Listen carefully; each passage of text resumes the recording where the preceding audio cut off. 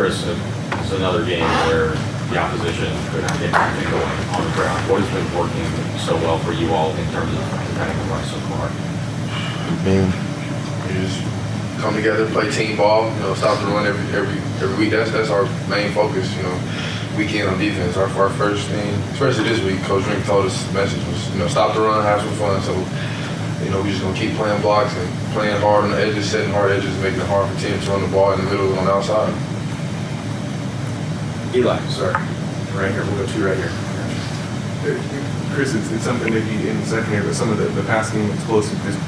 What's your kind of perspective as someone on the D line with some of those and what needs to be buttoned up? I mean, like I said, man, we stop in the run, so we put them in those passing situations. But we need to come together as a team and kind of play those situations better and get everybody on the same page. But it's good that we get them in those third and longs to even make them throw those deep passes. So it's a little bit of bright side to it. Right here, Lynn. Along those same lines, do you think you look at some of those explosive plays and think, is it frustration or is it if you can eliminate those, how creative performance and defensive performance would be? So we're never gonna harp on something that happened that long. It's just next play mentality. So it happened, but we're gonna strap up, we're gonna play the next play, and just do our job, and we're gonna figure it out. We come in and watch tape tomorrow, Monday, and get off the tape. So we can't harp on it. We just gotta play the next play. Second round the left. Chris, you guys generated 8 tackles for loss and 5 sacks tonight. Can you talk about the front seven and why you guys were able to get so much pressure and just what you made out of your performance tonight?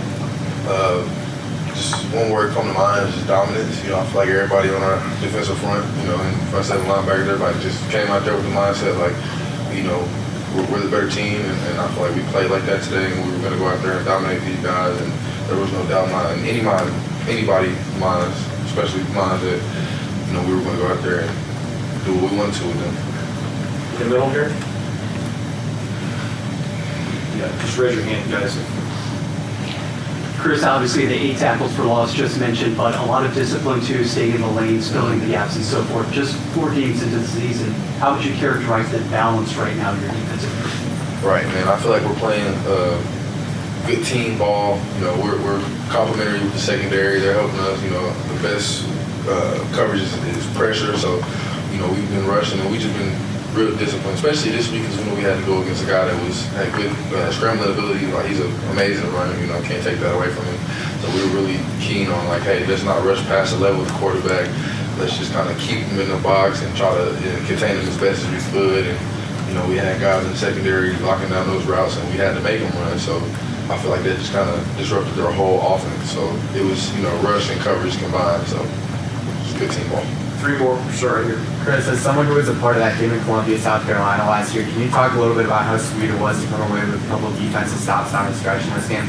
Yeah, man, I feel like last year that was our main flaw. We gave up a lot of big plays on defense that kind of hurt us in the end of the game last year. So just coming up with those, having those one plays that went to our side this was awesome, and it's always good to get your get back against anybody, especially whenever you was there at their place last year, and they're here now, so you got to beat them. So it was awesome. It was awesome for sure.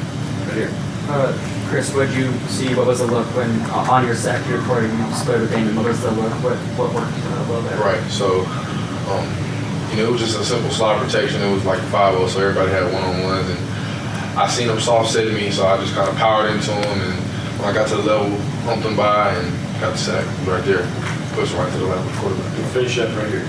Coach McClellan said earlier that you guys can either be satisfied with your win or get back to work to face the rest of the SEC.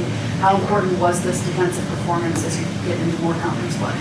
Right, this was big time, because now we put it on tape that we can do it, so we need to go out there and do it every week and perform to this level. Because we played good, but there's always stuff we can take off the tape. But I feel like this is a good building block for us to build off of and keep going and keep pursuing higher heights. All right, Chris, thank you. Thank you guys.